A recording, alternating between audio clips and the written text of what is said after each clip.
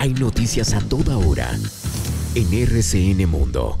Más de 600 colombianos han sido expulsados de los Estados Unidos en lo corrido del mes de marzo, según reportó Migración Colombia. Según explicó el organismo, la medida es autónoma y es respetada por el gobierno, toda vez que las autoridades estadounidenses argumentaron que los retornos de los colombianos obedecen a normas establecidas por el gobierno del país norteamericano. Por su parte, Estados Unidos reveló que la expulsión de los colombianos obedece a una norma sanitaria impuesta durante el gobierno de Donald Trump durante la pandemia. El fiscal general Francisco Barbosa señaló que no existe todavía una solicitud formal de los Estados Unidos para extraditar a los guardias del IMPEC que habrían facilitado la fuga de alias Matamba. El ministro de Defensa responsabilizó a la banda de los mexicanos del reclutamiento de menores en el departamento del Chocó tras el reporte sobre el suicidio de niños indígenas para no terminar en las filas de los grupos armados ilegales. A 29 años de cárcel fueron condenados 2 de los implicados en la masacre de 8 jóvenes en una finca del municipio de Samaniego, en el departamento de Nariño. Un minero muerto y otro desaparecido dejó un accidente que se registró en una mina en el norte de Santander. La defensa del empresario Carlos Matos anunció que va a recusar a los fiscales del caso Hyundai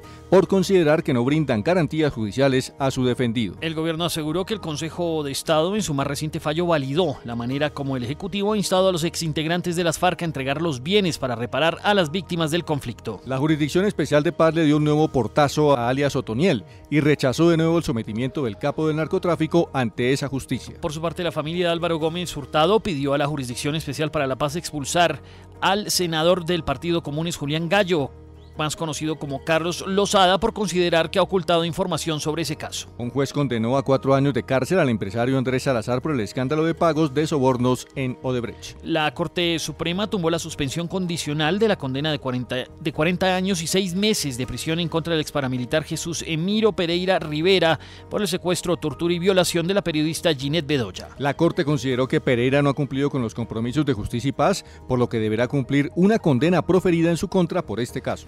De otra parte, el Ministerio de Ambiente anunció que incluyó a los hipopótamos en el listado de especies exóticas invasoras de Colombia. El presidente Iván Duque advierte que dejar de producir petróleo en Colombia de forma abrupta duplicaría el precio de la gasolina y triplicaría el del gas. El candidato Federico Gutiérrez reveló que se reunirá con César Gaviria y con los conservadores la próxima semana. Entre tanto, el candidato Gustavo Petro y su fórmula a la vicepresidencia Francia Márquez inscribieron su candidatura ante la registraduría. Rusia completó su primera fase de la invasión a Ucrania y dice que concentrará su ofensiva en la liberación de Donbass. El ejército ruso confirmó que más de 1.000 de sus soldados han muerto desde el inicio de la invasión, mientras que Ucrania cree que son al menos 16.000. Colombia se unió a Ucrania y a otros países para buscar que Rusia rinda cuentas por la invasión. El Papa Francisco consagró a Rusia y Ucrania en una misa en el Vaticano en la que condenó la destrucción de la guerra. Joe Biden visitó la frontera de Polonia con Ucrania y se reunió con los soldados estadounidenses que apoyan el flanco de la OTAN. El viaje se dio luego de haber acordado nuevas medidas en Bruselas para que los europeos puedan prescindir del gas ruso.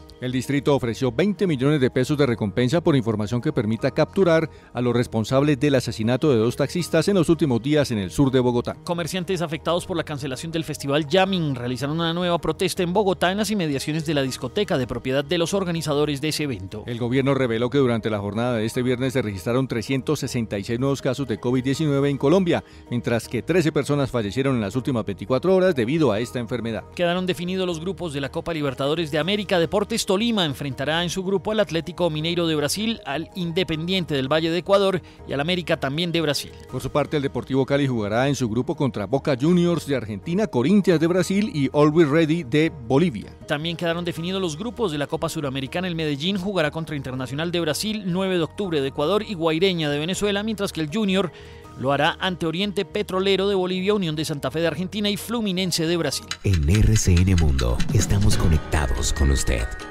RCN Radio y rcnradio.com.